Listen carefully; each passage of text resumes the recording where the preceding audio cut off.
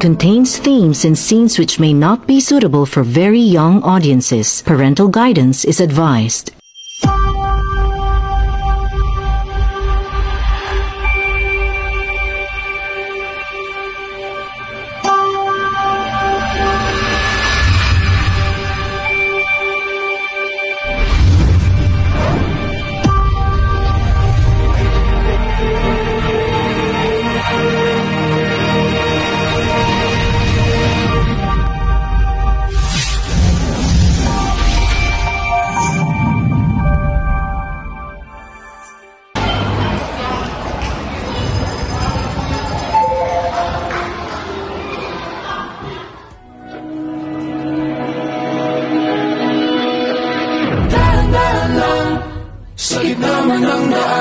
Mga saglit na inilikha, kakaibang tama nang sinag sa iyong kutis na kayo manggiyosan ba ako dinadala? Bawat ngiti biglang nabura, iyong naipinta, hiwaga ng iyong tingin nang naalipin kahit saan man madala. Di pinapansin, ingay sa tabi, magulong kapaligiran, sa'yo lang ang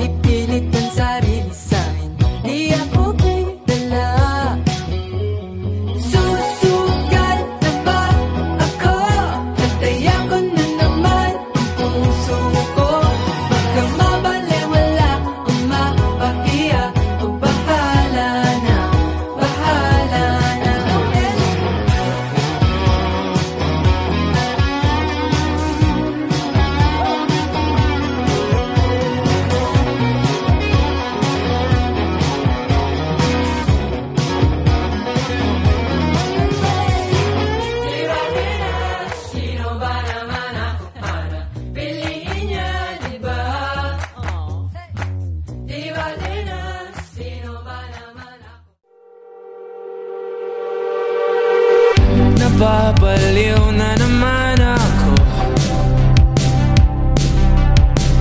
parang sirang nagpupuyat para sa'yo. Di ko na nagawa ang project ko, pero yung sa'yo at sa kapatid mo ginagawa ko. Kumpleto, seryosohin mo na ako. Bakit lagi na lang sa tao na hindi handa? O di naman may mahal ng iba. Namumula, sabi ng utang tama na. Ayaw ba ako na talaking darama kahit namumula. Sabi ng puso, kaya ba hindi ito itigil kahit wala. Ikaw pa rin sinta. Umiiyak na naman ako, pero sabi mo Sa simula, mga salita lang ang nag-uugnay sa aming mga puso. Mga hugot lines na nakasulat sa papel, pick-up lines na binubulong sa messenger.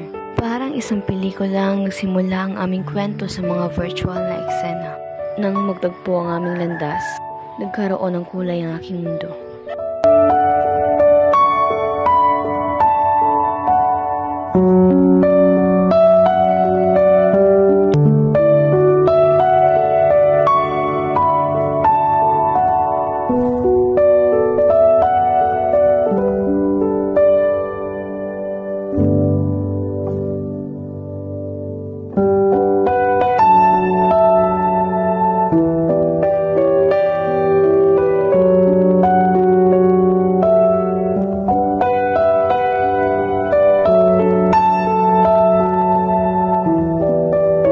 I can say that our relationship was almost perfect. But I realized something. Sa tingin ko, hindi pa ito ang tamang panahon. Ano? Anong ibig mong sabihin? Yung sa ating dalawa, Anong sa ating dalawa? alam ko namang parehas tayong may kailangang ayusin. Ikaw, sa sarili mo, marami ka pang kailangang magagawa na wala ako.